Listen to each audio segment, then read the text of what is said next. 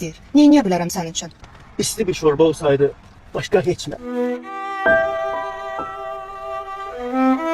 Yaxşısınız, utanmayın. Başqa nə istəyirsiniz? En başım olsaydı başka hiç mi?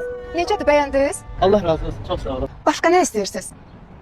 Bir tane ayağımı yerden götüren maşın olsun, başka hiç ne istemiyorum.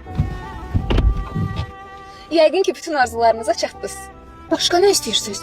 Bilirsiniz, bunlar hamısı yaxşı değil, Allah razı olsun. Ama adamın başının üstünde dam olmasa, elə bil yaşamır bu hayatı. Onda sür getdik.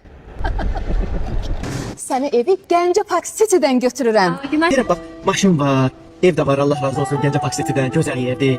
Bəlkə bir evləndirəsən məni, arvadamasın mənə. Deyəsən çox oldu ha. Xanım, anamın adına yazın evi. Anam üçün götürürəm. Tutuşqa baxma. Ev, maşın, arva.